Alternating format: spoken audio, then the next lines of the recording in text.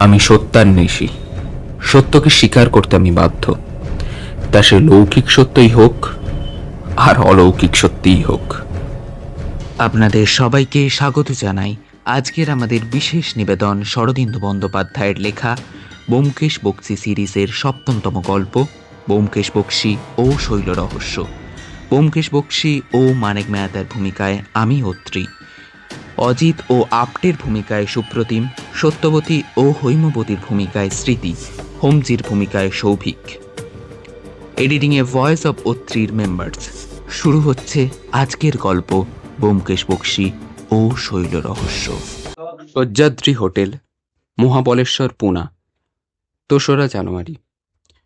ভাই অজিত, বোম্বাই এসে অবধি তোমাদের চিঠি দিতে পারিনি। আমার পক্ষে চিঠি লেখা কিরকম কষ্টকর কাজ তা তোমরা জানো। বাঙালির ছেলে চিঠি লিখতে শেখে বিয়ের পর, কিন্তু আমি বিয়ের পর দুদিনের জন্যেও বউ ছেড়ে রইলাম না।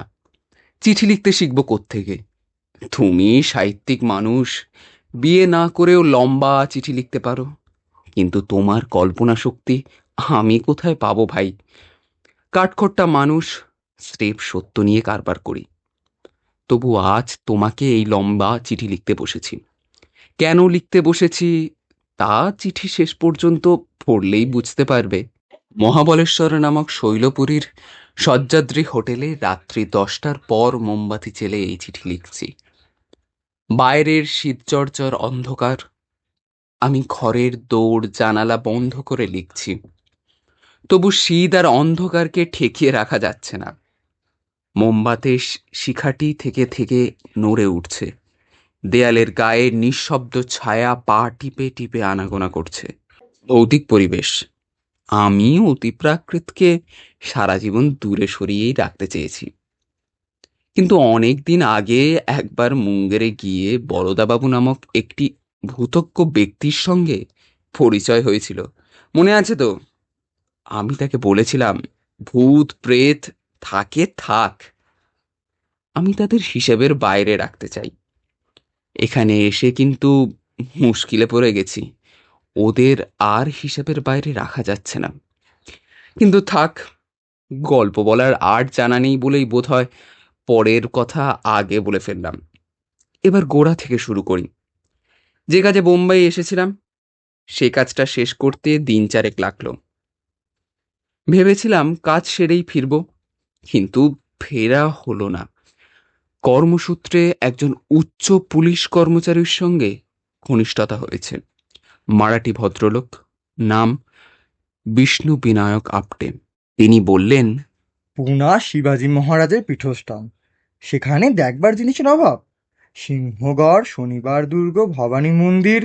ভাবলাম এদিকে আর কখনো আসবো কিনা কে জানে, এই সুযোগ ছাড়া উচিত হবে না। বললাম, বেশ, যাব। আপটের মোটরে চড়ে বেরোলাম।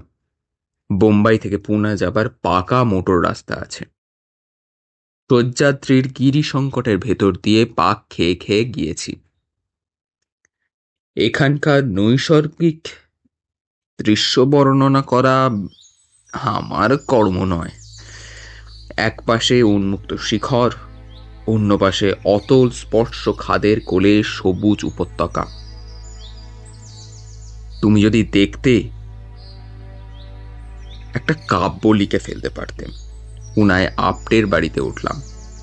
সাহেবী কাণ্ড কারখানা, আদর যত্নের সীমা নেই।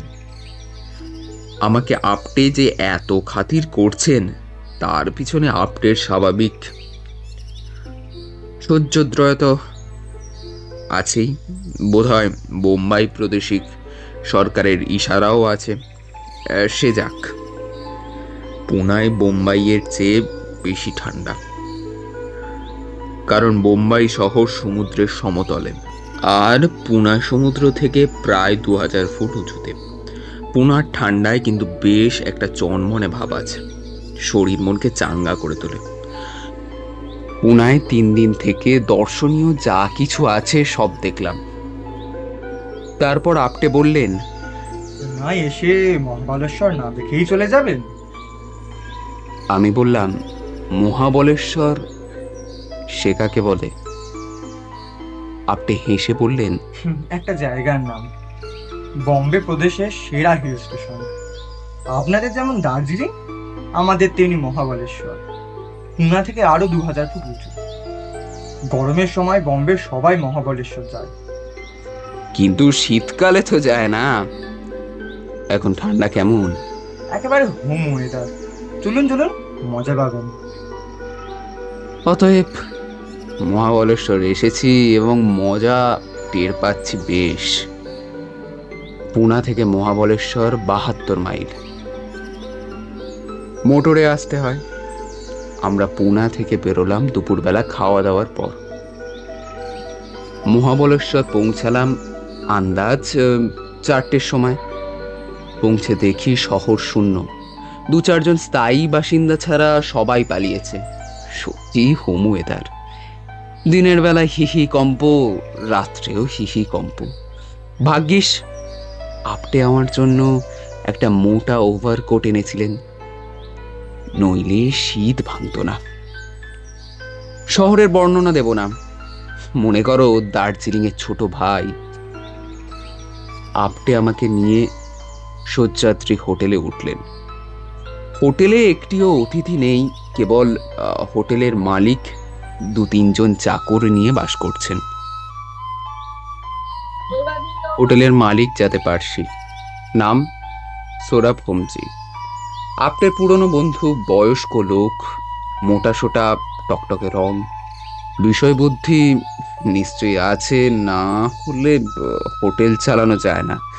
কিন্তু ভারী অমায়িক প্রকৃতি। আপনি আমার সঙ্গে পরিচয় করিয়ে দিলেন। তিনি তীক্ষ্ণ দৃষ্টিতে আমার দিকে একবার তাকিয়ে খুব সমাদর করে নিজের বসবার ঘরে নিয়ে গেলেন। অবিলম্বে কফি এসে পড়ল, তার সঙ্গে নানা রকমের পেস্ট্রি। ভালো কথা, তুমি বোধহয় জানো না, গোঁড়া পার্সিরা ধূমপান করে না, কিন্তু মদ খায়। মদ না খেলে তাদের ধর্মবিশ্বাসে আঘাত লাগে। কফি পর্ব শেষ না হতে হতে সূর্যাস্ত হয়ে গেল। তারপর আপনি আমাকে হোটেলে রেখে মোটর নিয়ে বেরোলেন। এখানে তার কে একজন বা আত্মীয় আছে, তার সঙ্গে দেখা করবে, ঘণ্টাখানেকের মধ্যে ফিরবেন। তিনি চলে যাবার পর হোমজি মৃদু হেসে বললেন, আপনি বাঙালি? শুনে আশ্চর্য হবেন, মাস দেড়েক আগে পর্যন্ত এই হোটেলের মালিক ছিলেন একজন বাঙালি। আশ্চর্য হলাম। বললাম, বলেন কি? বাঙালি এত দূরে হেসে হোটেল খুলে বসেছিল?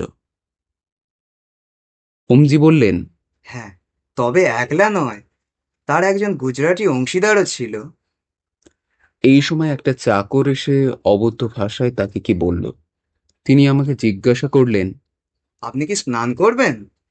যদি করেন, গরম জল তৈরিই আছে।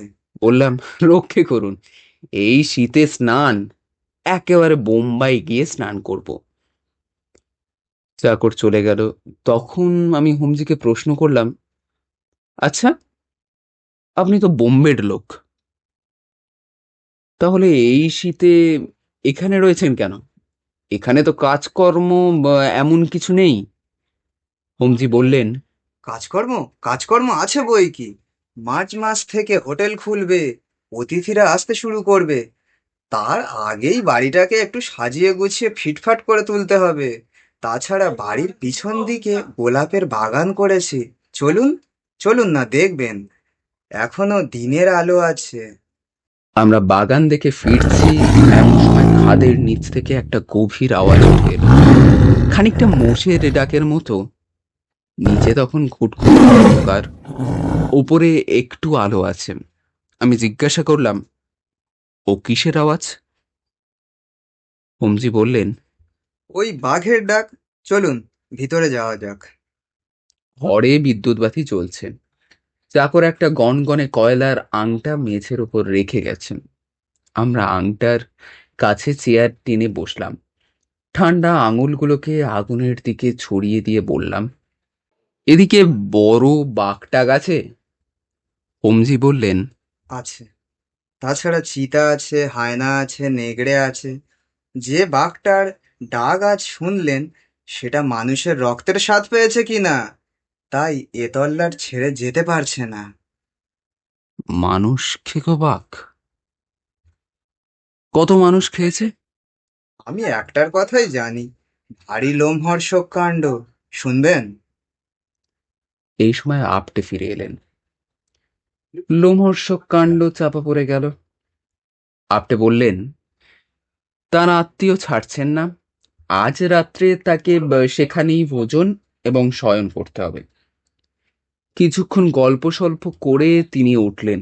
আমাকে বললেন, কাল সকাল 9টার মধ্যে আমি আসব। আপনি ব্রেকফাস্ট খেয়ে তৈরি হয়ে থাকবেন, দুজন বেরোবো। এখানে অনেক দেখবার জায়গা আছে।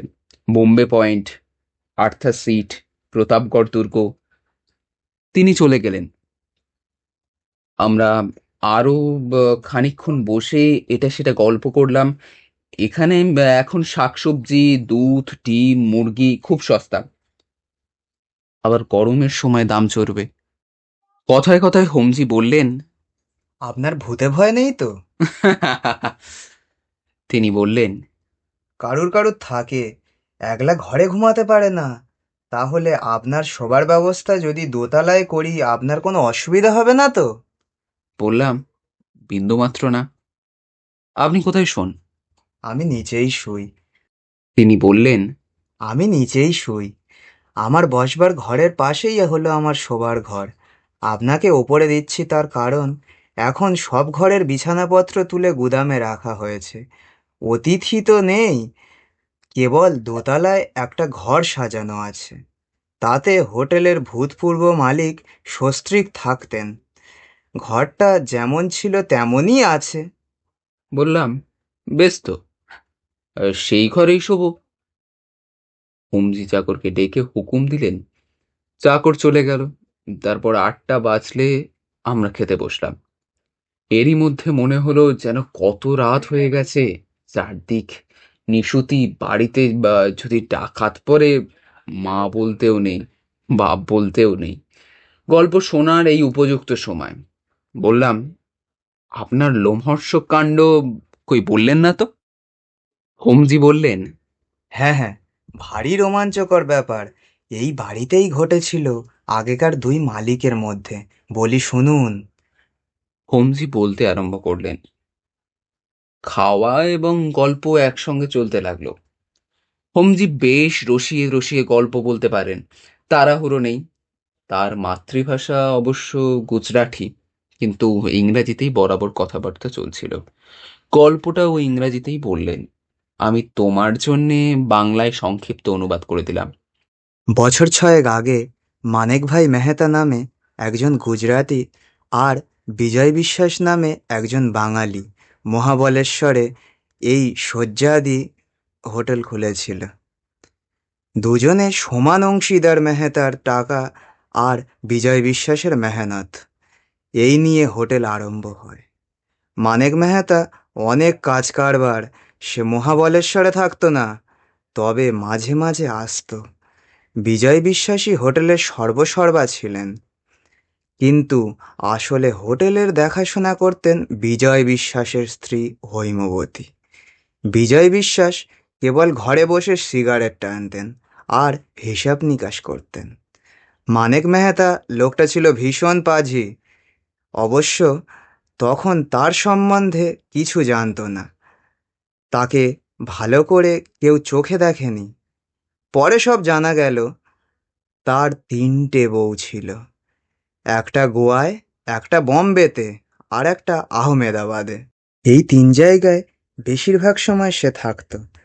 যত রকম বেআইনি দুষ্কার্য করাই ছিল তার পেশা।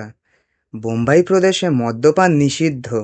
লোকটি বুটলেগিং করত, বিদেশ থেকে লুকিয়ে সোনা আমদানি করত। অনেকবার তার মাল বাজেয়াপ্ত হয়েছে, কিন্তু লোকটাকে কেউ ধরতে পারেনি। বিজয় বিশ্বাসের সঙ্গে মানেক মেহতার জোটপাট কী করে হলো বলা যায় না। বিজয় বিশ্বাস লোকটি ওরকম ছিলেন না। যতদূর জানা যায়, বিজয় বিশ্বাস আগে থেকেই হোটেল চালানোর কাজ জানতেন।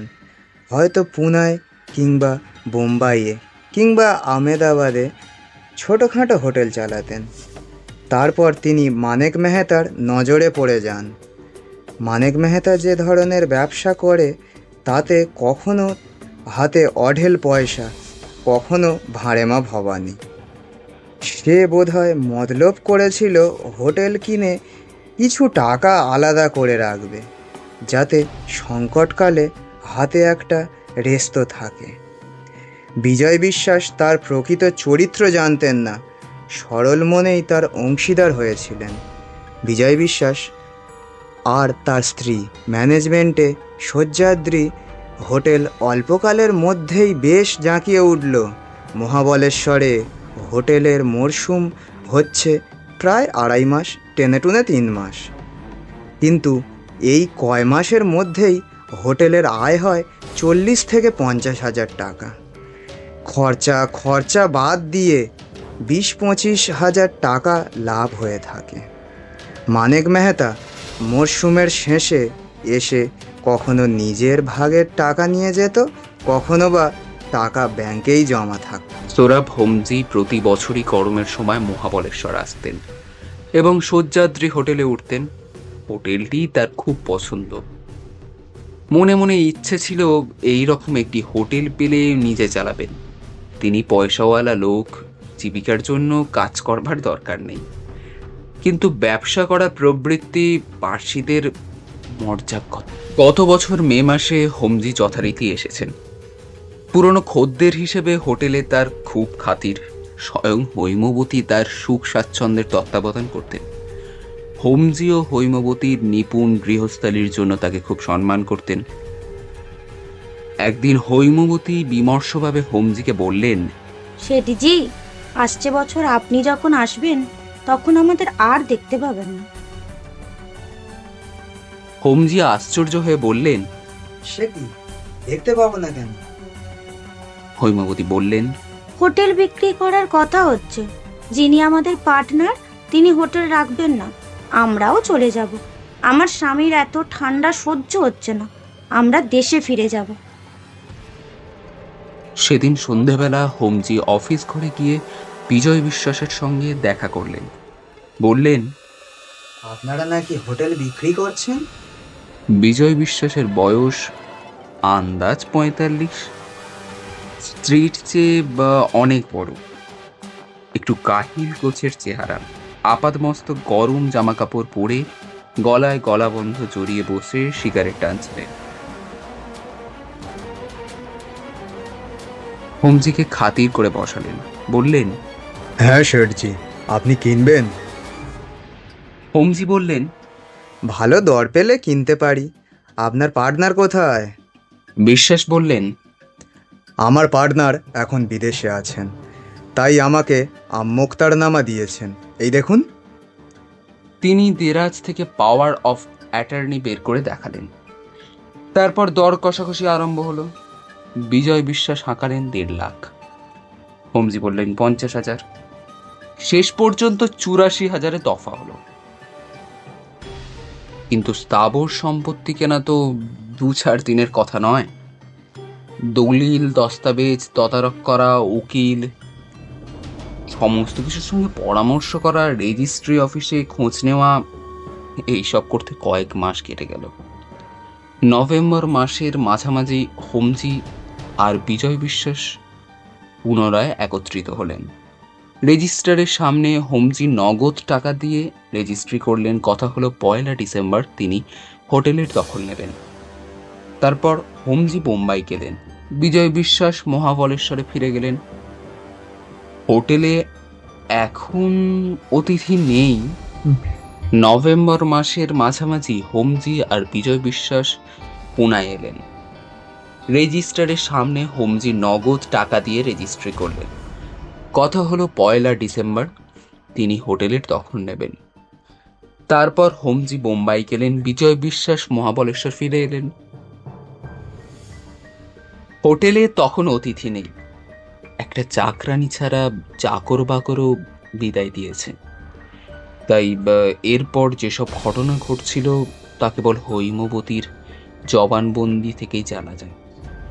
মানেক মেহতা নিশ্চয়ই নিজে আড়ালে থাকবার মতলব করেই বিজয় বিশ্বাসকে মোক্তরনামা দিয়েছেন।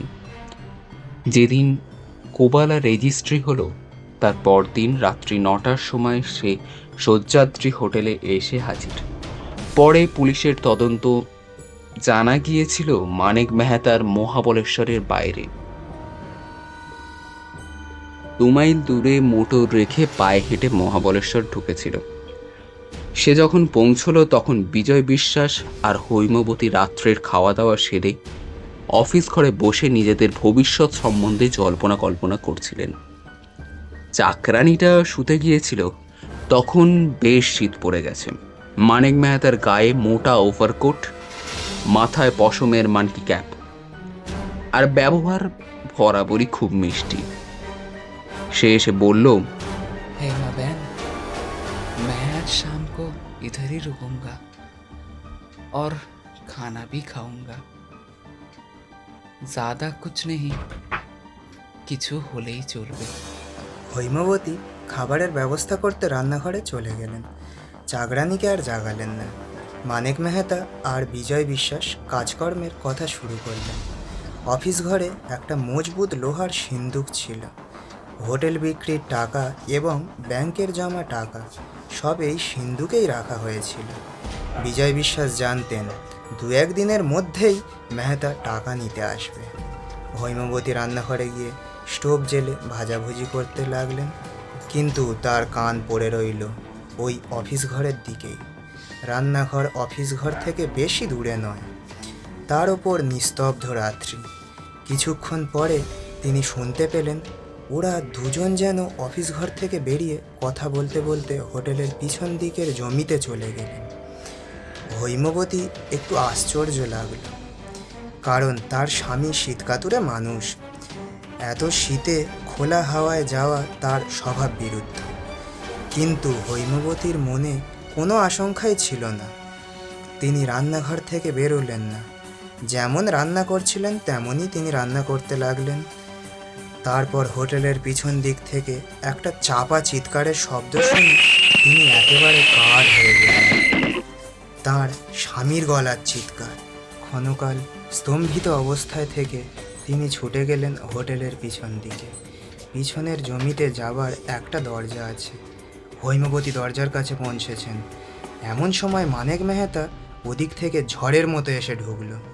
হৈমবতীকে সজোরে একপাশে সরিয়ে পঞ্চি দিয়ে বললেন, সদরের দিকে চলে গেল। কি হলো এখন রাত্রি 10টার এই কথাটি বলে হৈমবতী পিছনের জমিতে ছুটে গেলেন। সেখানে কেউ নেই।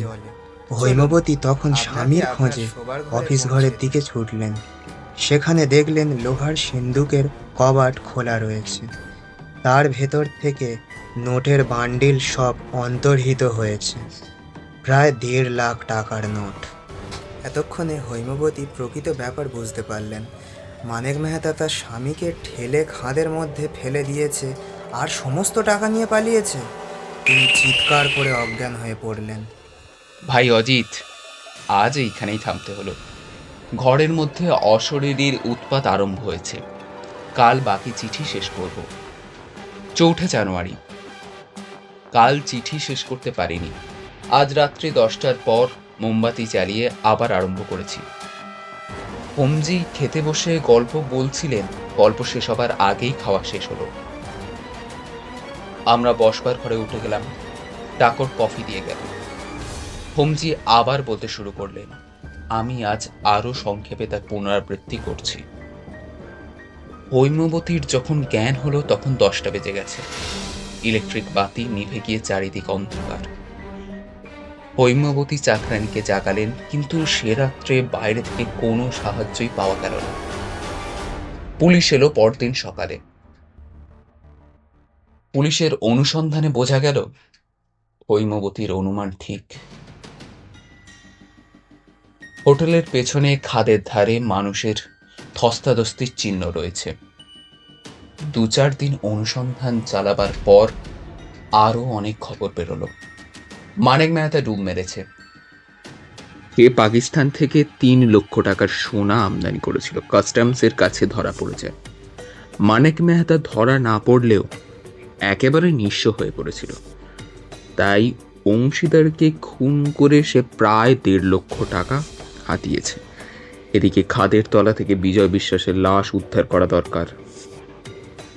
কিন্তু এমন দুর্গম এই খাদ যে সেখানে পৌঁছানো অতি কষ্টকর ব্যাপার। উপরন্তু সম্প্রতি একজোড়া বাঘ এসে সেখানে খাদের মধ্যে আড্ডা গেড়েছে। গভীর রাত্রে তাদের হাঁকার শোনা যায়। যা হোক, কয়েকজন পাহাড়িকে নিয়ে 3 দিন ধরে পুলিশ খাদে নেমে দেখল বিজয় বিশ্বাসের দেহের বিশেষ কিছু অবশিষ্ট নেই। কয়েকটা হাড়গোড় আর রক্তমাখা কাপড় জামা, গলাবন্ধ ইত্যাদি নিয়ে তারা ফিরে এলো। পুলিশের মনে আর কোনো সংশয় রইল না। মানেক মেহতার নামে গ্রেপ্তারি পরোয়ানা এবং হুলিয়া জারি করল। ক্রমে 1 ডিসেম্বর এসে পড়ল। নিঃস্ব বিধবার অবস্থা বুঝতেই পারছো। হোমজি দয়ালু লোক হৈমবতীকে কিছু টাকা দিলেন। হৈমবতী চোখের জল মুছতে মুছতে মহাবলেশ্বর থেকে চির বিদায় নিলেন। তারপর মাসখানেক কেটে গেছে। পুলিশ এখনো মানেক মেহতার সন্ধান পায়নি। বাঘ আর বাঘিনী কিন্তু এখনো খাদের তলায় ঘুরে বেড়াচ্ছে। মানুষের রক্তের স্বাদ তারা পেয়েছে, এ স্থান ছেড়ে যেতে পারছে না। হোমজির গল্প শুনে মনটা একটু খারাপ হলো। বাঙালির সন্তান সুদূর বিদেশে এসে কিছু অর্থ সঞ্চয় করেছিলেন, তা কপালে সইল না। হৈমবতীর অবস্থা আরো শোচনীয়। মানেক মেহতাকে পুলিশ ধরতে পারবে কিনা কে জানে। ভারতবর্ষের বিশাল জনসমুদ্র থেকে একটি পুঁটি মাছকে ধরা সহজ নয়। এইসব ভাবছি, এমন সময় ইলেকট্রিক বাতি নিভে গেল। বললাম, এ কি? হোমজি বললেন, 10টা বেজেছে। এখন রাত্রি 10টার সময় ইলেকট্রিক বন্ধ হয়ে যায়, আবার শেষ রাত্রের কিছুক্ষণের জন্য জ্বলে। চলুন আপনাকে আপনার শোবার ঘরে পৌঁছে দিই। হোমজির একটা লম্বা গদার মতো ইলেকট্রিকের টর্চ আছে। সেটা হাতে নিয়ে তিনি আমাকে পথ দেখিয়ে নিয়ে চললেন। দোতলায় এক সারি ঘর, সামনে টানা বারান্দা। সব ঘরের দরজায় তালা ঝুলছে, কেবল কোণের ঘরের দরজা খোলা। চাকর ঘরে মোমবাতি জেলে রেখে গেছে। ভালো কথা, এদেশে মোমবাতিকে মেমবাতি বলে। ভারী পবিত্রপূর্ণ নাম, তাই নয়? বেশ বড় ঘর, সামনে বারান্দা, পাশে ব্যালকনি। ঘরের দুপাশে 2টো খাট রয়েছে। একটাতে বিছানা পাতা, অন্যটা উলঙ্গ হয়ে পড়ে আছে। ঘরের মাঝখানে একটা বড় টেবিল আর 2টো চেয়ার। দেয়ালের গায়ে ঠেকানো ওয়ার্ড্রপ। টেবিলের উপর একটা অ্যালার্ম টাইম পিস, এক বান্ডিল মোমবাতি, দেশলাই, একটা থার্মোফ্লাক্সে গরম কফি। রাত্রে যদি তেষ্টা পায় খাবো।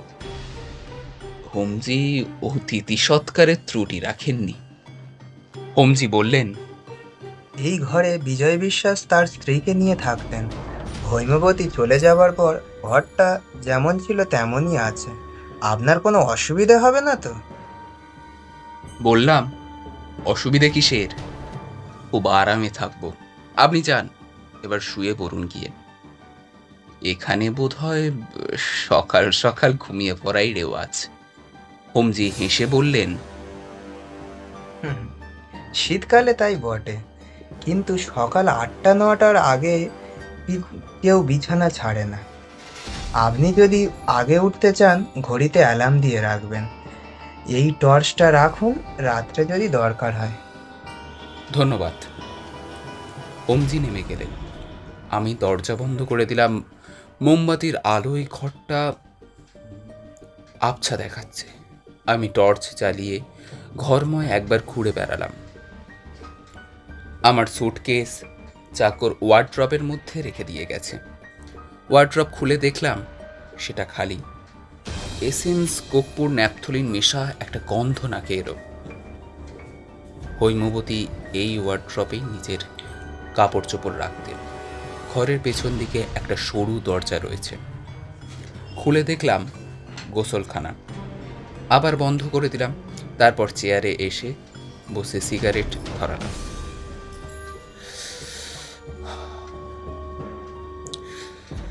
ঘরের দরজা জানালা সবই বন্ধ, তবু যেন একটা বরফ জমানো ঠান্ডা হাওয়া ঘরের মধ্যে ঘুরে বেড়াচ্ছে। বেশিক্ষণ বসে থাকা চলবে না। তাড়াতাড়ি সিগারেট শেষ করে ঘড়িতে অ্যালার্ম দিলাম। 7:30টার সময় ঘুম ভাঙলেই যথেষ্ট। আপটে আসবেন 9টার সময়। টর্চটা বালিশের পাশে দিয়ে মোমবাতি নিভিয়ে বিছানায় ঢুকলাম। বিছানায় দুটো মোটা মোটা গদি, গোটা চারেক বিলিতি কম্বল, একেবারে রাজসজ্জা। ক্রমশ কম্বলের মধ্যে শরীর গরম হতে লাগলো। কখন ঘুমিয়ে পড়লাম? আশ্চর্য এই যে প্রথম রাত্রে ঘুমাবার আগে পর্যন্ত অতিপ্রাকৃত কোনো ইশারা ইঙ্গিত পাইনি। ঘুম ভাঙল ঝনঝন করা অ্যালার্মের শব্দে। ঘড়িটা হাতে তুলে নিতেই বাজনা থেমে গেল। দেখলাম অ্যালার্মের কাঁটা ঠিকই 7:30টার উপর আছে। হয়তো ঘড়িটাতে বলদ আছে, অসময় অ্যালার্ম বাজে। আমি ঘড়ি রেখে আবার বিছানায় ঢুকলাম। অনেকক্ষণ ঘুম এলো না। তারপর আবার কখন ঘুমিয়ে পড়েছি। এই হলো প্রথম রাত্রের ঘটনা। পরদিন সকালে ব্রেকফাস্ট খেতে এসে হোমজিকে জিজ্ঞাসা করলাম, আপনার টাইম পিসে কি অসময়ে অ্যালার্ম বাজে? তিনি পুরো কুচকে বললেন, কই না, কেন বলুন তো? বললাম। তিনি শুনে উদ্বিগ্ন মুখে একটু চুপ করে রইলেন। তারপর বললেন, হয়তো সম্প্রতি খারাপ হয়েছে। আমার অন্য একটা অ্যালার্ম ঘড়ি আছে, সেটা আজ রাত্রে আপনাকে দেব। আমি আপত্তি করতে যাচ্ছিলাম, এমন সময় চাকর একটি চিঠি এনে আমার হাতে দিল। আপডেট চিঠি। তিনি লিখেছেন, কাল রাত্রে হঠাৎ পা পিছলে গিয়ে তার পায়ের গোছ মচকে গেছে, নড়ার ক্ষমতা নেই। আমরা যদি দয়া করে আসি। চিঠি হোমজিকে দেখালাম। তিনি মুখে চুকচুক শব্দ করে বললেন, চলুন দেখে আসি। জিজ্ঞাসা করলাম, কত দূর? ওই মাইল 2 হবে, বাজারের মধ্যে। এখানে মহারাষ্ট্র ব্যাংকের একটা ব্রাঞ্চ আছে। আপনার আত্মীয় তার ম্যানেজার, ব্যাংকের উপরতলায় থাকেন। ব্রেকফাস্ট সেরে বেরোলাম। হোমজির একটি ছোটখাটো স্ট্যান্ডার্ড মোটর আছে, তাইতে চলে গেলাম। ব্যাংকের বাড়িটা দোতলা। বাড়ির পাশ থেকে খোলা সিঁড়ি উপরে উঠেছে। আমরা উপরে উঠে গেলাম। আপটে বালিশের ওপর ব্যান্ডেজ বাঁধা পা তুলে দিয়ে খাটে শুয়ে আছেন। আমাদের দেখে 2 হাত বাড়িয়ে বললেন, কি কাণ্ড দেখুন দেখি! কোথায় আপনাকে নিয়ে ঘুরতে বেড়াবো তা নয়, একেবারে শয্যাশায়ী। আমরা খাটের পাশে চেয়ারে বসলাম। কি হয়েছিল? আপটে বললেন, রাত্রে ঘুম ভেঙে শুনলাম দরজায় কে খুটখুট করে টোকা মারছে। বিছানা ছেড়ে উঠলাম, কিন্তু দৌড় খুলে দেখি কেউ নেই। আবার দৌড় বন্ধ করে ফিরছি, দেখি পা মুচড়ে পড়ে গেলাম। বাঁ পাটা না স্প্রেন হয়ে গেল। আর কোথাও লাগেনি তো? না, আর কোথাও লাগেনি। কিন্তু আশ্চর্য, আমি হোঁচট খাইনি, পায়ে কাপড়ও জড়িয়ে যায়নি। ঠিক মনে হলো কেউ আমাকে পিছন থেকে ঠেলে ফেলে দিল। আমার কি মনে হলো, জিজ্ঞাসা করলাম, রাত্রি তখন কটা? ঠিক 2টো।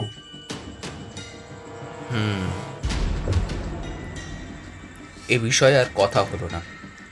গৃহস্বামী এসে পড়লেন। ব্যাংকের ম্যানেজার হলেও অনন্তরাও দেশপাণ্ডে বেশ ফুর্তিবাজ লোক। আজকাল ব্যাংকের কাজকর্ম নেই বললেই হয়। তিনি আমাদের সঙ্গে আড্ডা জমালেন। আপনার পা ভেঙে নিয়ে খানিকটা ঠাট্টা তামাশা হলো। গরম গরম চিড়া ভাজা আর পটাটো চিপস দিয়ে আর এক প্রস্ত কফি হলো। তারপর আমরা উঠলাম। আপনি কাতরভাবে বললেন, ভেবেছিলাম মিস্টার বক্সিকে মহাবলেশ্বর ঘুরিয়ে দেখাবো, তার হলো না। 2-3 দিন মাটিতে পাই রাখতে পারবো না।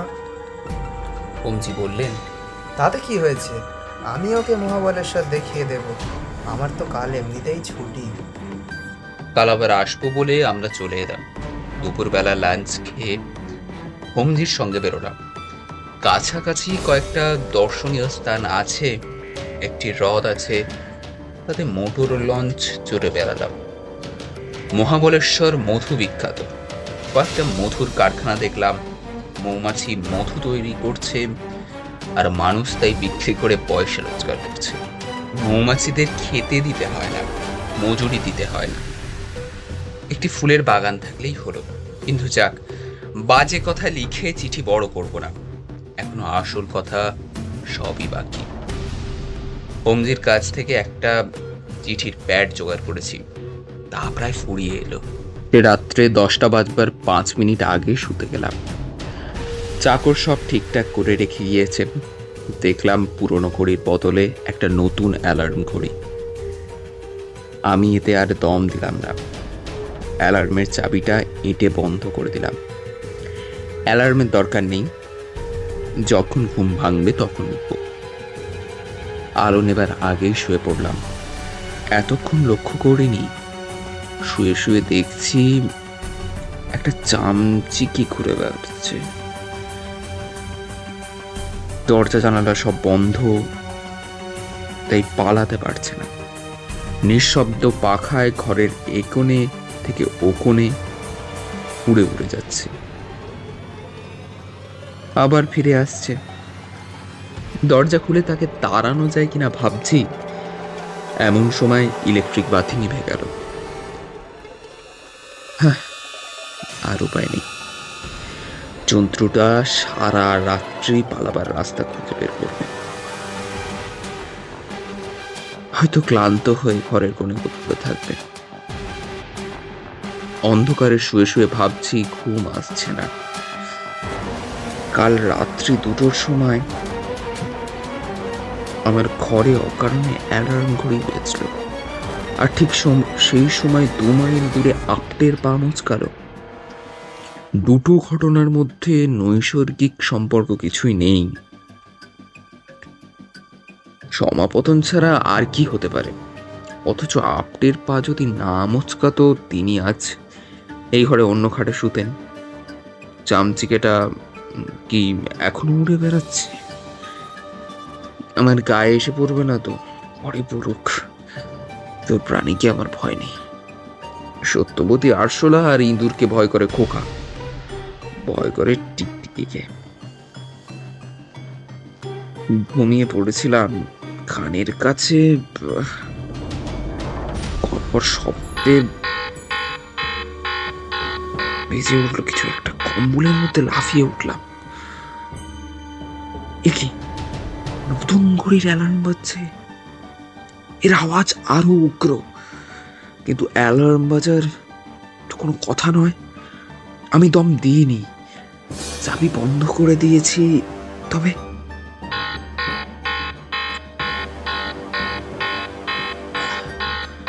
টর্চ জেলে বিছানা থেকে উঠলাম। ঘড়িতে 2টো বাজে। অ্যালার্মের চাবি যেমন বন্ধ ছিল তেমনই বন্ধ, তবু বাজনা বেজে চলেছে। ঘড়ি হাতে তুলে নিতেই বাজনা থেমে গেল। যেমন ঘড়ি তেমনই ঘড়ি, অত্যন্ত সহজ এবং স্বাভাবিক। অজিত, তুমি জানো আমি রহস্য ভালোবাসি না। রহস্য দেখলেই আমার মন তাকে ভেঙে চুরে তার অন্তর্নিহিত সত্যটি আবিষ্কার করতে লাগে যায়। কিন্তু এ কি রকম রহস্য? অলৌকিক ঘটনার প্রতি আমার বুদ্ধির স্বাভাবিক বিমুখ, যা প্রমাণ করা যায় না তা বিশ্বাস করতে আমার বিবেকে বাঁধে। কিন্তু এ কি? চক্ষু কর্ণ দিয়ে যাকে প্রত্যক্ষ করছি তার সঙ্গে ঐচ্ছিক কিছুরই কোনো সংস্রব নেই। কারণহীন ঘটনা চোখের সামনে ঘটে যাচ্ছে, এর মূল পর্যন্ত অনুসন্ধান করে দেখতে হবে। মোমবাতি জ্বালালাম। তোমাকে আগে লিখেছি ঘরে 2টো চেয়ার আছে, তার মধ্যে একটা সাধারণ খাড়া চেয়ার, অন্যটা দোলনা চেয়ার। আমি গায়ে একটা কম্বল জড়িয়ে নিয়ে দোলনা চেয়ারে বসলাম। সিগারেট ধরিয়ে মৃদু মৃদু দোল খেতে খেতে লাগলাম।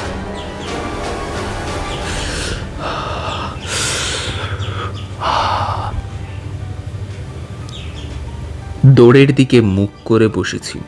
ডান পাশে টেবিল, বাঁ পাশে দেয়াল লাগানো ওয়ার্ড্রপ, পেছনে আমার খাট। আমি সিগারেট টানতে টানতে দুলছি আর ভাবছি চামচিকেটা কোথায় ছিল জানি না। বাতি জ্বালতে দেখে আবার উঠতে আরম্ভ করেছে। আমার মাথা কি চক্কর দিচ্ছে। পাখার শব্দ নেই, কেবল এক টুকরো জমাট অন্ধকার শূন্যে ঘুরপাক খাচ্ছে। সিগারেট শেষ করে চোখ বুজে আছি, ভাবছি কি হতে পারে। 2টো ঘড়িতেই বেতাল অ্যালার্ম বাজে। তবে কি হোমজি আমার সঙ্গে প্র্যাকটিক্যাল যোগ করছেন? আমি কাল ভূতের কথায় হেসেছিলাম, তাই তিনি আমাকে ভয় দেখাচ্ছেন? তা যদি হয় তাহলে ঘড়িটার যন্ত্রপাতি খুলে পরীক্ষা করলেই ধরা যাবে। কিন্তু হোমজি বয়স্ক ব্যক্তি, এমন বাঁদুরের রসিকতা করবেন? কতক্ষণ চোখ বুজে বসে তোল খাচ্ছিলাম বলতে পারবো না। মিনিট 15-র বেশি নয়, তবুও চোখ খুলে চমকে গেলাম। দোলনা চেয়ারটা দুলতে দুলতে ঘুরে গেছে। আমি দরজার দিকে মুখ করে বসেছিলাম, এখন ওয়ার্ড্রবের দিকে মুখ করে বসে আছি। শুধু তাই নয়, ওয়ার্ড্রবের খুব কাছে এসে পড়েছি। চেয়ার ঘুরে যাওয়ার একটা স্বাভাবিক ব্যাখ্যা থাকতে পারে, কিন্তু রাত 2টোর সময় একলা ঘরে এরকম ব্যাপার ঘটলে স্নায়ুমণ্ডলে ধাক্কা লাগে। আমারও লেগেছিল।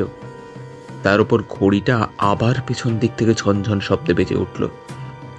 আমি লাফিয়ে উঠে ঘড়িটা বন্ধ করতে গেলাম। মোমবাতি নিভে গেল। বোঝো ব্যাপার, আমার স্নায়ু যদি দুর্বল হতো তাহলে কি করতাম বলা যায় না, কিন্তু আমি দেহটাকে শক্ত করে স্নায়ুর উৎকণ্ঠা দমন করলাম। আমার গায়ের কম্বলের বাতাস লেগে হয়তো মোমবাতি নিবেছে। আমি আবার মোমবাতি জ্বালালাম। ঘড়িটা হাতে নিতেই তার বাজনা থেমে গেল, কিন্তু ঘড়িকে আর বিশ্বাস নেই। আমি সেটাকে হাতে নিয়ে ওয়ার্ড্রবের কাছে গেলাম। ওয়ার্ড্রবে আমার কাপড় জামা রেখেছি, তার মধ্যে ঘড়ি চাপান দিয়ে রাখবো। তারপর ঘড়ি যত বাজে বাজুক, ওয়ার্ড্রবের কপাট খুলতেই সেন্ট কর্পূর ন্যাপথলিন মেশা গন্ধটা নাকে এলো। আমি ঘড়িটাকে আমার জামা কাপড়ের তলায় গুঁজে দিয়ে কপাট বন্ধ করে দিলাম। 2:30 বেজেছে, এখন অর্ধেক রাত বাকি। আমি আবার কম্বল মুড়ি দিয়ে শুয়ে পড়লাম। মস্তিষ্ক গরম হয়েছে, তন্দ্রা আসছে, আবার ছুটে যাচ্ছে। ঘড়িটা ওয়ার্ড্রপের মধ্যে বাচ্চা কিনা শুনতে পাচ্ছি না। তারপর ক্রমে বোধহয় ঘুম এসে গিয়েছিল। বিকট চিৎকার করে জেগে উঠলাম। কম্বলের মধ্যে আমার পেটের কাছে একটা কিছু কিলবিল করছে, টিকটিকি কিংবা ব্যাং কিংবা চামচিকে। একটানে কম্বল সরিয়ে বিছানা থেকে লাফিয়ে নামলাম। টর্চ জ্বাললাম, মোমবাতি জ্বাললাম। বিছানায় কোনো জন্তু জানোয়ার নেই। চামচিকেটাকেও কোথায় অদৃশ্য হয়েছে। হাত ঘড়িতে দেখলাম রাত্রি 3:30। বাকি রাত্রিটা টেবিলের সামনে খাড়া চেয়ারে বসে কাটিয়েই দিলাম। আর ঘুমাবার চেষ্টা বৃথা। চিঠি ভীষণ লম্বা হয়ে যাচ্ছে। ভৌতিক অভিজ্ঞতার বিবরণ দেয়া আমার উদ্দেশ্য নয়। এবার চটপট শেষ করি। 5টার সময় ইলেকট্রিক আলো জ্বলে উঠল। আমি ওয়ার্ড্রপ খুলে ঘড়ি বার করলাম। ঘড়ির সঙ্গে একটা বাদামি কাগজে চিলতে বেরিয়ে এলো, তাতে একটা বাংলা হরফে একটা ঠিকানা লেখা। কলকাতার দক্ষিণ সীমানার একটা ঠিকানার নকল করে পাঠালাম, তোমার দরকার হবে। আমার স্কাউট ছুরি দিয়ে ঘড়িটা খুললাম। যন্ত্রপাতির কোনো গন্ডগোল নেই, সহজ ঘড়ি। আমি সত্যান্বেষী, সত্যকে স্বীকার করতে আমি বাধ্য, তা সে লৌকিক সত্যই হোক আর অলৌকিক সত্যিই হোক।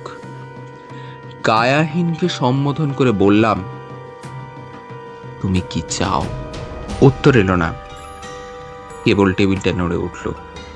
আমি টেবিলের ওপর হাত রেখে বসেছিলাম। বললাম, তুমি কি চাও আমি তোমার মৃত্যুর তদন্ত করি? এবার টেবিল তো নড়লই। আমি যে চেয়ারে বসেছিলাম তার পেছনে পায়া দুটো উঁচু হয়ে উঠল। আমি প্রায় টেবিলের ওপর হুমড়ি খেয়ে পড়লাম। বললাম, বুঝেছি, কিন্তু পুলিশ তো তদন্ত করছেই। আমি করলে কি সুবিধা হবে? আমি কোথায় তদন্ত করব? ঘড়িটা চড়াত করে আর একবার বেজে থেমে গেল। ঠিকানা লেখা বাদামি কাগজের চিলতেটা টেবিলের এক পাশে রাখা ছিল। সেটা যেন হাওয়া লেগে আমার সামনে সরে এলো। আমার মাথায় একটা আইডিয়া এলো। মানিক মেহতা কি বাংলাদেশে গিয়ে লুকিয়ে আছে? আশ্চর্য নয়। একলা লুকিয়ে আছে, কিংবা আচ্ছা, চেষ্টা করব। এই সময় ইলেকট্রিক বাতি নিভে গেল। দেখলাম জানালার সার্সি দিয়ে দিনের আলো দেখা যাচ্ছে। হোমজিকে কিছু বললাম না। 9টার সময় দুজনে আপটেকে দেখতে গেলাম। মোটরে যেতে যেতে হোমজিকে জিজ্ঞাসা করলাম, আচ্ছা, হৈমবতীর চেহারা কেমন? হোমজি আমার দিকে মুখ ফিরিয়ে একটু হাসলেন, বললেন, ভালো চেহারা, রং খুব ফর্সা নয়, কিন্তু ভারী চটকদার চেহারা। বয়স? হয়তো 30-এর একটু বেশি, কিন্তু দীর্ঘ যৌবনা, শরীরে বাঁধনি ঢিলে হয়নি।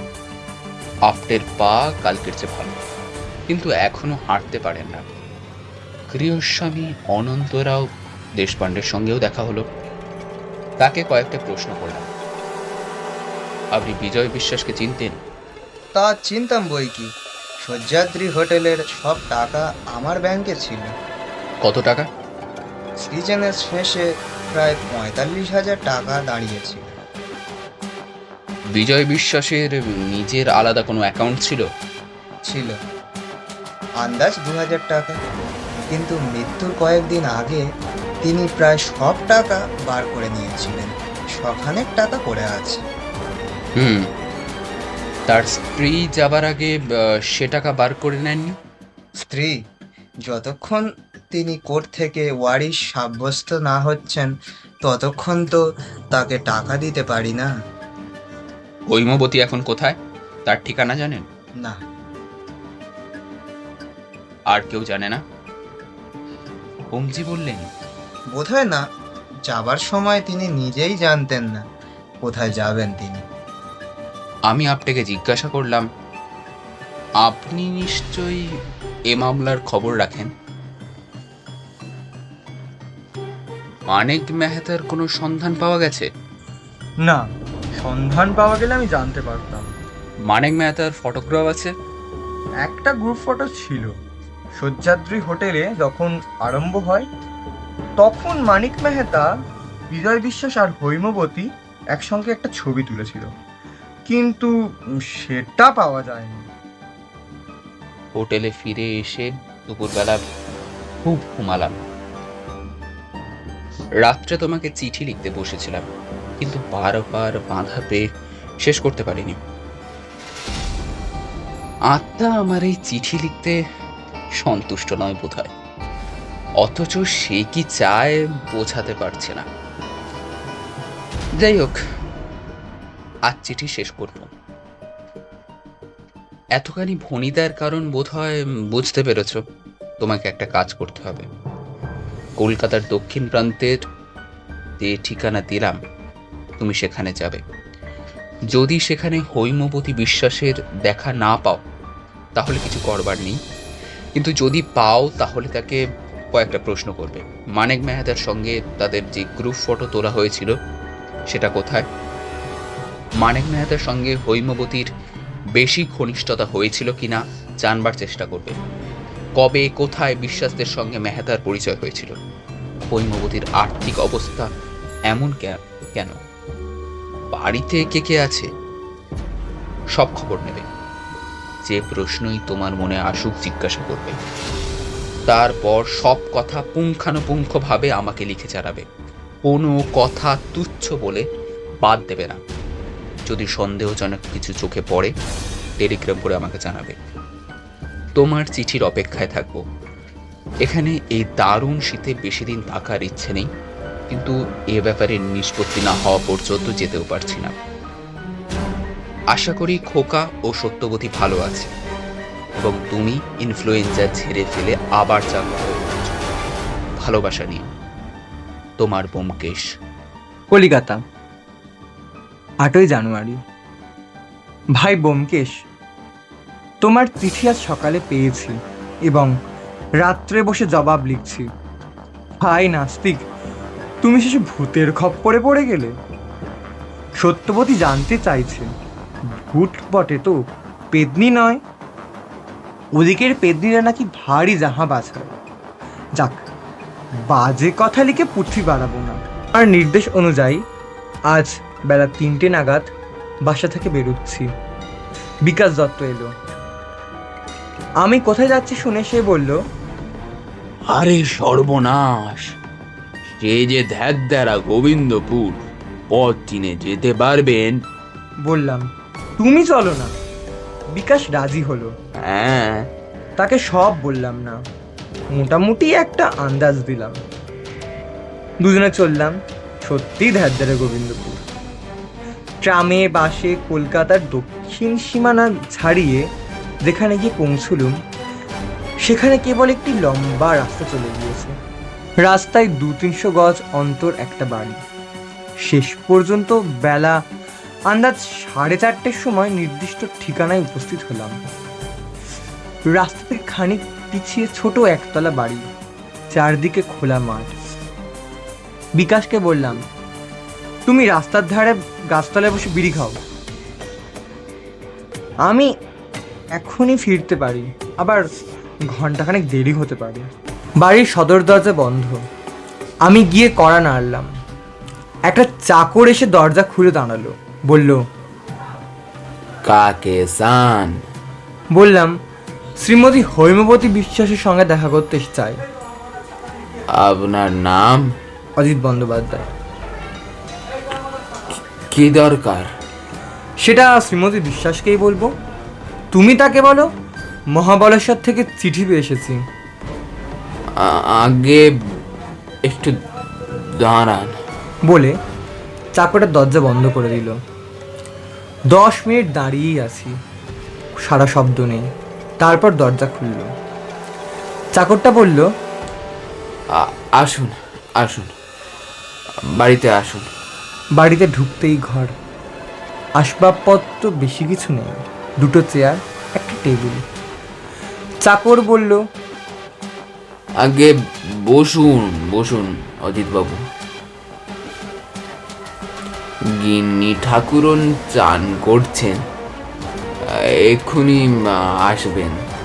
একটা চেয়ারে বসলাম। বসে আছি তো বসেই আছি।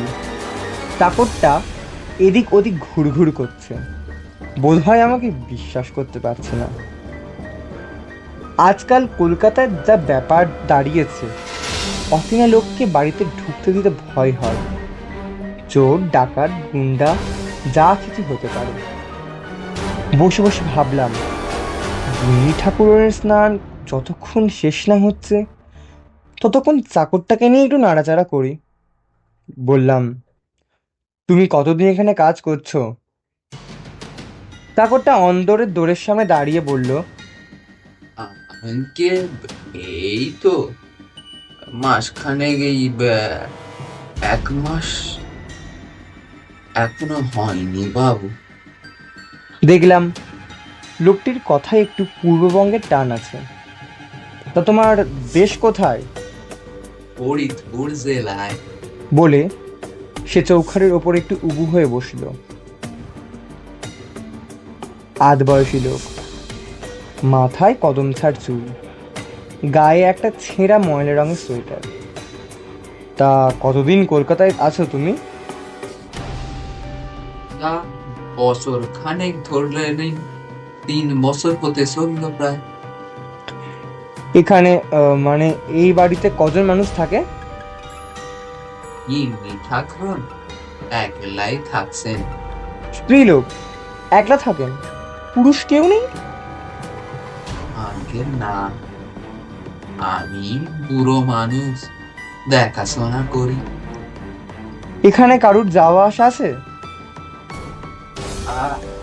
আগে না, আপনি প্রথম এখানে আইলেন।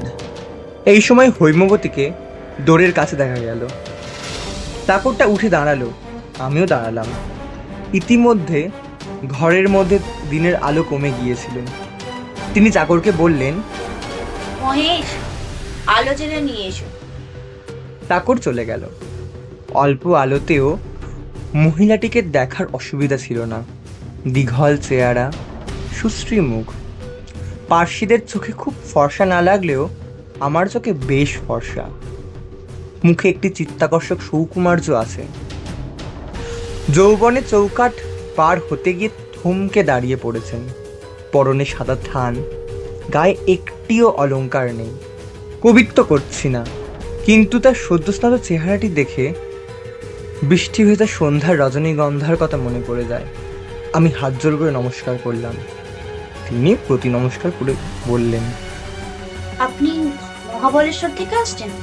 আমি বললাম, না, আমার বন্ধু ব্যোমকেশ বক্সী মহাবালেশ্বরে আছেন।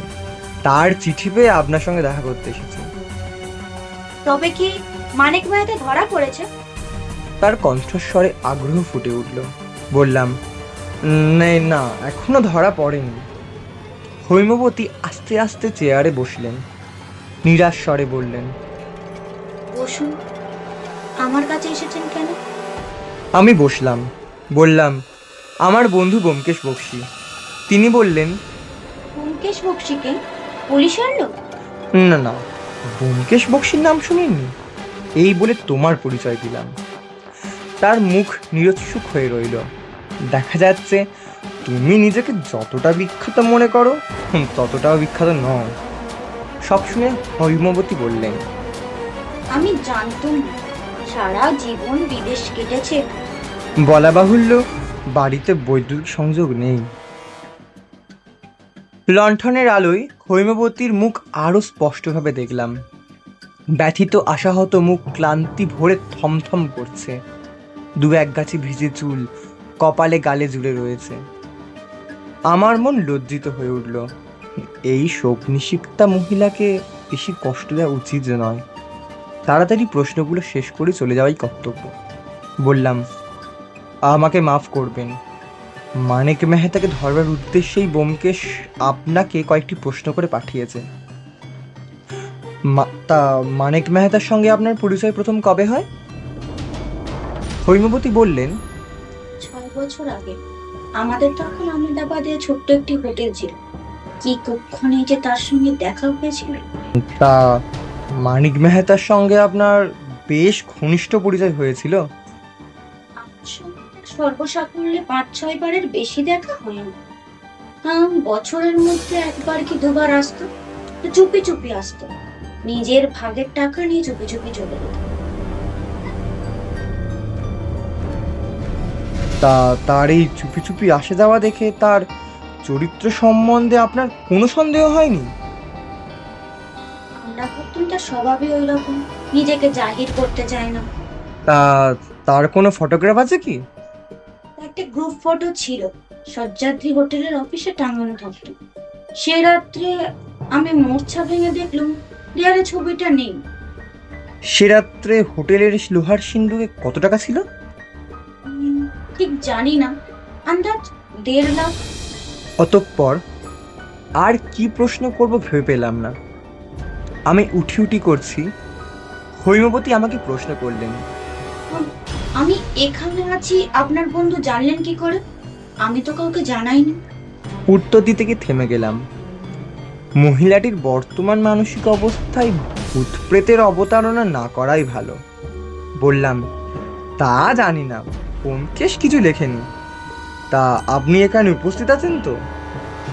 হৈমবতী বললেন, আছি। আমার স্বামীর এক বন্ধু তার এই বাড়িতে দয়া করে থাকতে দিয়েছেন। আসুন, নমস্কার। বাইরে এসে দেখলাম অন্ধকার হয়ে গেছে। রাস্তার দুধারে গাছের তলায় বিড়ি মুখে আগুন জ্বলছে। তাই দেখে বিকাশের কাছে গেলাম, তারপর দুজনে বাড়ি ফিরে গেলাম। ভাগ্যক্রমে খানিক দূর যাওয়ার পর একটা ট্যাক্সি পাওয়া গেল। ট্যাক্সি যেতে যেতে বিকাশ বলল, আজ হলো এই কথা আমিও ভাবছিলাম। হৈমবতীর দেখা পেয়েছি বটে, তাকে প্রশ্নও করেছি, কিন্তু কাজ হলো কি? মানিক মেহতা এখন কোথায়, তার কিছুমাত্র ইঙ্গিত পাওয়া গেল কি? বললাম, কতকটা হলো। বিকাশ খানিক চুপ থেকে বলল, আপনি যখন ব্যোমকেশ বাবুকে চিঠি লিখবেন তখন তাকে জানাবেন যে শোবার ঘরে দুটো খাট আছে। আমি অবাক হয়ে বললাম, তুমি জানলে কি করে? বিকাশ বলল, আপনি যখন মহিলাটির সঙ্গে কথা বলছিলেন আমি তখন বাড়ির সব জানালা দিয়ে উঁকি মেরে দেখেছি। তাই নাকি? আর কি দেখলে? যা কিছু দেখলাম শোবার ঘরেই দেখলাম, অন্য ঘরে কিছু নেই। তা কি দেখলে?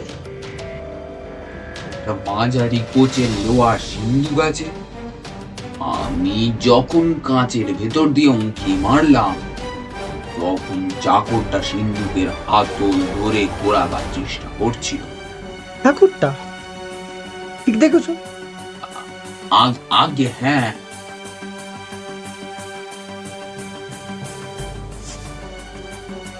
এ যখন সদর দরজা খুলেছিল তখন আমি তাকে দেখেছিলাম। সে ছাড়া বাড়িতে অন্য পুরুষ নেই। তারপর লেকের কাছাকাছি এসে ট্যাক্সি ছেড়ে দিলাম। বিকাশ নিজের রাস্তা ধরলো, আমি বাসায় ফিরে এলাম। এই রাত্রে বসে চিঠি লিখছি, কাল সকালে ডাকে দেব। তা তুমি কেমন আছো? সত্যবতী আর খোকা ভালো আছে। আমি আবার চাঙ্গা হয়ে উঠেছি।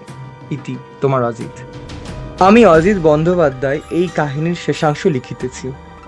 ব্যোমকেশের নামে সহ্যাদ্রি হোটেলের ঠিকানা চিঠি লিখিয়া ডাকে দিয়াছিলাম 9 তারিখের সকালে। 12 তারিখের বিকেলবেলায় অনুমান 3টের সময় ব্যোমকেশ আসে উপস্থিত। সবিস্ময়ে বললাম, এ কি, আমার চিঠি পেয়েছিলে? চিঠি পেয়েই এলাম, প্লেনে এসেছি। তুমি চটপট তৈরি হয়ে নাও,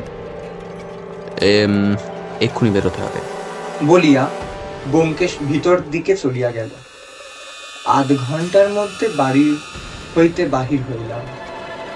রাস্তায় বাড়ির সামনে পুলিশের ভ্যান দাঁড়াইয়া আছে, তাহাতে একজন ইন্সপেক্টর ও কয়েকজন কনস্টেবল। আমরাও ভ্যানে উঠিয়া বসিলাম। কয়েকদিন আগে যে সময় হৈমবতী নির্জন গৃহের সম্মুখে উপস্থিত হইয়াছিলেন, প্রায় সেই সময় আবার গিয়া পৌঁছাল। আজ কিন্তু ভৃত্য মহেশ দরজা খুলিতে আসিল না, দরজা খোলাই ছিল। আমরা সদল বলে প্রবেশ করিলাম। বাড়িতে কেহ নাই, হৈমবতী নাই, মহেশ নাই, কেবল আসবাবগুলি পড়িয়া আছে। বাহিরের ঘরে টেবিল, চেয়ার, শয়নকক্ষে 2টি খাট ও লোহার সিন্দুক, রান্নাঘরে হাঁড়ি, কলসি ইত্যাদি। লোহার সিন্দুকের কপাট খোলা, তাহাতে অভ্যন্তর শূন্য। ব্যোমকেশ করুণ হাসিয়া ইন্সপেক্টরের পানে চাহিল। চিড়িয়া উড়েছে। সে রাত্রে নৈশভোজন সম্পন্ন করিয়া ব্যোমকেশ ও আমি তক্তপোষের ওপর গায়ে আলোড়ন জড়াইয়া বসিয়াছিলাম। সত্যবতী খোকাকে ঘুম পাড়াইয়া আসিয়া ব্যোমকেশের গা ঘেঁষিয়া বসিল। একটা শীতের হাওয়া উঠিয়াছে, হাওয়ায় জোর ক্রমেই বাড়িতেছে। আমাদের ঘরের জানলা দরজা সব বন্ধ, তবু কোন অদৃশ্য ছিদ্রপথে ছুঁচের মতো বাতাস প্রবেশ করিয়া গায়ে বিধিতেছে। বলিলাম, মহাবলেশ্বরের শীত তুমিও খানিকটা সঙ্গে এনেছো দেখছি। আশা করি বিজয় বিশ্বাসের ব্যক্তিকেও সঙ্গে আনোনি। সত্যবতী ব্যোমকেশের কাছে আর একটু ঘেঁষিয়া বসিল। ব্যোমকেশ আমার পানে একটি সকৌতুক দৃষ্টি হানিয়া বলিল, প্রেত সম্বন্ধে তোমার ভুল ধারণা এখনো যায়নি। বলিলাম, প্রেত সম্বন্ধে আমার ভুল ধারণা থাকা বিচিত্র নয়, কারণ প্রেতের সঙ্গে আমি কখনো রাত্রিবাস করিনি। আচ্ছা ব্যোমকেশ, সত্যি তুমি ভূত বিশ্বাস করো? যা প্রত্যক্ষ করেছি তা বিশ্বাস করা না করার কোনো প্রশ্নই ওঠে না। তুমি ব্যোমকেশ বক্সীর অস্তিত্বে বিশ্বাস করো? ব্যোমকেশ বক্সীর অস্তিত্বে বিশ্বাস করি, কারণ তাকে চোখের সামনে দেখতে পাচ্ছি। কিন্তু ভূত তো আর চোখে দেখিনি, বিশ্বাস করি কি করে? আমি তোমাকে বিশ্বাস করতে বলছি না, কিন্তু আমি যদি বিশ্বাস করি, তুমি আপত্তি করবে কেন? কিছুক্ষণ নীরবে ধূমপান করলাম। আচ্ছা, ও কথা যা, বিশ্বাসে মিলায় কৃষ্ণ, তর্কে বহুদূর। কিন্তু তোমার ভূতের এত চেষ্টা সত্ত্বেও কার্যসিদ্ধি হলো না? কে বলে কার্যসিদ্ধি হয়নি? ভূত চেয়েছিল মস্ত একটা ধোঁকার টাঁটি ভেঙে দিতে, তা সে দিয়েছে। তার মানে? মানে কি এখনো কিছুই বোঝনি? কেন বুঝবো না? প্রথমে অবশ্য আমি হৈমবতীর চরিত্র ভুল বুঝেছিলাম, কিন্তু এখন বুঝেছি হৈমবতী আর মানিক মেহতা মিলে বিজয় বিশ্বাসে খুন করেছে। হৈমবতী একটি সাংঘাতিক মেয়ে মানুষ। হৈমবতীর চরিত্র ঠিকই বুঝেছ, কিন্তু ভূতকে এখনো চেনোনি। ভূতের রহস্য আরো সাংঘাতিক। সত্যবতী ব্যোমকেশের আরো কাছে সরিয়া গেল। তারপর ভূতের উৎপাত শুরু হলো। দায়ে পড়ে অনুসন্ধান শুরু করলাম। খটকা ক্রমে সন্দেহে পরিণত হতে লাগলো। তারপর ওয়ার্ড্রবের মধ্যে পেলাম একটুকার বাদামি কাগজে একটা ঠিকানা, বাংলা অক্ষরে লেখা কলকাতার উপকণ্ঠের একটা ঠিকানা। আমার মনের অন্ধকার একটু একটু করে দূর হতে লাগলো। তোমাকে লম্বা চিঠি লিখে ফেললাম। তারপর তোমার উত্তর যখন পেলাম, তখন আর কোনো সংশয় রইল না। আপটে সাহেবকে সব কথা বললাম। তিনি তখনও ঠ্যাং নিয়ে পড়ে আছেন, কিন্তু তখনই কলকাতার পুলিশকে টেলিগ্রাম করলেন এবং আমার প্লেনে আসার ব্যবস্থা করে দিলেন। হৈমবতী আর বিজয় বিশ্বাসকে ধরা গেল না বটে, কিন্তু প্রেতের উদ্দেশ্য সিদ্ধ হয়েছে। আসল অপরাধী কারা তা জানা গেছে। বলা বাহুল্য, সে প্রেতটা নাছোড়বান্দা হয়ে আমাকে ধরেছিল। সে মানিক মেহতা। সত্যবতী বলিল। সত্যি কি হয়েছিল বলো না গো। ব্যোমকেশ বলিল। সত্যি কি হয়েছিল তা জানে কেবল হৈমবতী আর বিজয় বিশ্বাস। আমি মোটামুটি যা আন্দাজ করছি তাই তোমাদের বলছি। সিগারেট ধরাইয়া ব্যোমকেশ বলিতে আরম্ভ করিল। দেখো, মানিক মেহতা ছিল নাম কাটা বদমাস, আর বিজয় বিশ্বাস ছিল ভিজে বেড়াল। একদা কি মনে করিয়া মিলন হলো। দোহে দুজন মিলে হোটেল খুলল। মেহতার টাকা, বিশ্বাসের মেহনত। স্ত্রী পুরুষে হোটেল চালাচ্ছে। হোটেল বেশ জাঁকিয়ে উঠল। প্রতি বছর 30-40 হাজার টাকা লাভ হয়। মেহতা মাঝে মাঝে এসে নিজের ভাগের টাকা নিয়ে যায়। বিজয় বিশ্বাস নিজের ভাগের টাকা মহাবলেশ্বর ব্যাংকে বেশি রাখে না, বোধহয় স্ত্রীর নামে অন্য কোথাও রাখেন, হয়তো কলকাতারই কোনো ব্যাংকে। হৈমবতীর নামে 50-60 হাজার টাকা জমা আছে। ওরা দুজনে ছাড়া আর কেউ তার সন্ধান জানে না। এইভাবে বেশ চলছিল। গত বছর মানিক মেহতা বিপদে পড়ে গেল, আর বেআইনি সোনার চালান ধরা পড়ে গেল। তাকে পুলিশ চড়াতে পারল না বটে, কিন্তু অত সোনা মারা যাওয়ায় সে একেবারে সর্বশান্ত হয়েছে। তখন তার একমাত্র মূলধন হোটেল। মানিক মেহতা ঠিক করলো সে হোটেল বিক্রি করবে। তার নগদ টাকা চাই। এখন প্রশ্ন হচ্ছে, হোটেল বিক্রির টাকা কে পাবে? একলা মেহতা পাবে, না বিজয় বিশ্বাসেরও পক্ষাৎ আছে? ওদের পার্টনারশিপের দলিল আমি দেখিনি। অনুমান করা যেতে পারে সে মানিক মেহতা যখন হোটেল কেনার টাকা দিয়েছিল, তখন হোটেল বিক্রির টাকাটাও পুরোপুরি তারই প্রাপ্য। আমার বিশ্বাস মেহতা সব টাকাই দাবি করেছিল। হৈমবতী আর বিজয় বিশ্বাস ঠিক করলো সব টাকা ওরাই নেবে। ওদের পূর্ব ইতিহাসের কিছু জানা যায় না, কিন্তু ওদের প্রকৃতি যে স্বভাবগত অপরাধপ্রবণ তাতে আর সন্দেহ নেই। দুজনে মিলে পরামর্শ করলো মানিক মেহতা পুলিশের নজর লাগা দাগি লোক, তার ঘাড়ে অপরাধের ভার চাপিয়ে দেওয়া সহজ। স্বামী স্ত্রী মিলে নিপুণভাবে প্ল্যান গড়ে তুলল। কলকাতার উপকণ্ঠে তখন কিভাবে ওরা বাসা ঠিক করেছিল আমি জানি না, হয়তো কলকাতায় কোনো পরিচিতি লোকের মারফতে বাসা ঠিক করেছিল। হৈমবতী বাসার ঠিকানা কাগজে লিখে ওয়ার্ড্রপের মধ্যে গুঁজে রেখেছিল, পাছে ঠিকানা ভুলে যায়। পরেই অবশ্য ঠিকানা তাদের মুখস্থ হয়ে গিয়েছিল, তাই হৈমবতী যাবার সময় বাদামি কাগজের টুকরোটা ওয়ার্ড্রপে ফেলে আসে। কাঠের ওয়ার্ড্রপে বাদামি কাগজের টুকরোটা বোধহয় চোখে পড়েনি। ওই একটি মারাত্মক ভুল হৈমবতী করেছিল। যা হোক, নির্দিষ্ট রাত্রে মানিক মেহতা চুপি চুপি এসে হাজির। হোটেলে একটিও অতিথি নেই। চাকরানিটাকে হৈমবতী নিশ্চয়ই ঘুমের ওষুধ খাইয়েছিল। হোটেলে ছিল কেবল হৈমবতী আর বিজয় বিশ্বাস। মানিক মেহতাকে ওরা হোটেলের অফিস করেই খুন করেছিল, এমনভাবে খুন করেছিল যাতে রক্তপাত না হয়। তারপর ছদ্মবেশ ধরার পালা। বিজয় বিশ্বাস মানিক মেহতার গা থেকে জামা কাপড় খুলে নিজে পড়ল। নিজের জামা কাপড় গলাবন্ধ মানিক মেহতাকে পরিয়ে দিল। তারপর দুজনের লাশ নিয়ে গিয়ে খাদের মধ্যে ফেলে দেয়।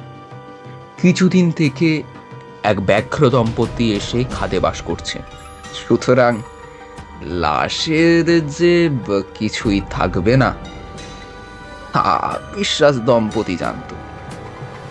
ব্যাঘ্র দম্পতির কথা বিবেচনা করেই তারা প্ল্যান করেছিল। আসল কাজ শেষ হলে বিজয় বিশ্বাস সমস্ত টাকা কড়ি নিয়ে বেরিয়ে পড়ল। নিশুতি শীতের রাত্রি, কেউ তাকে দেখল না।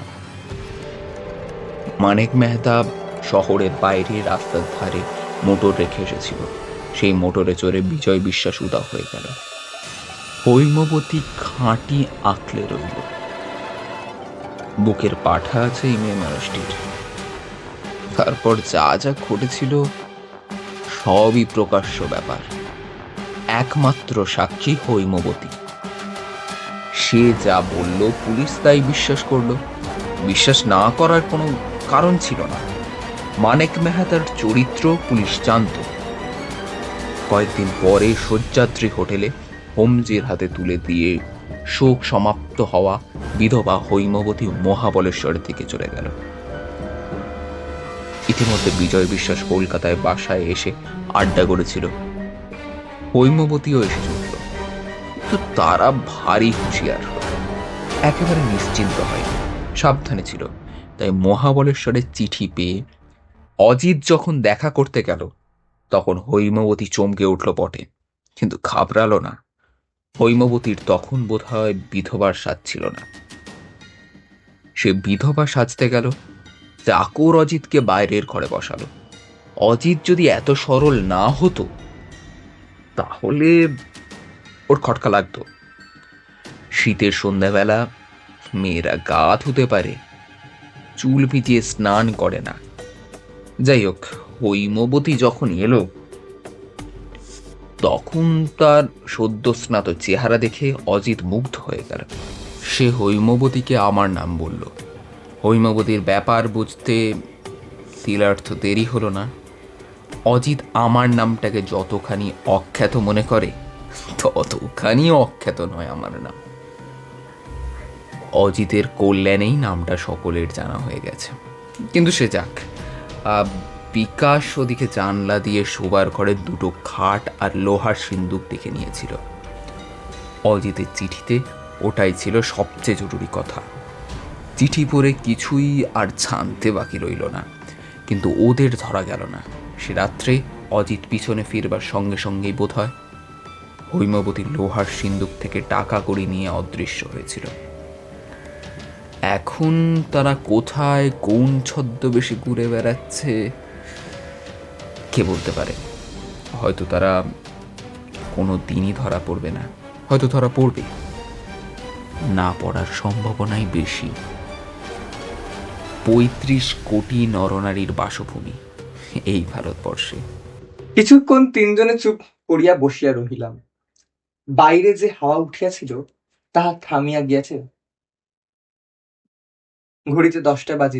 আমি বলিলাম, তা সব সমস্যার তো সমাধান হলো, কিন্তু একটা কথা বুঝলাম না, বিজয় বিশ্বাস ও বাড়িতে থাকতো না কেন? কোথায় থাকতো? চাকরটা ওদের সম্বন্ধে কিছুই সন্দেহ করেনি? ব্যোমকেশ গভীর নিঃশ্বাস ফেলিয়া পড়িল।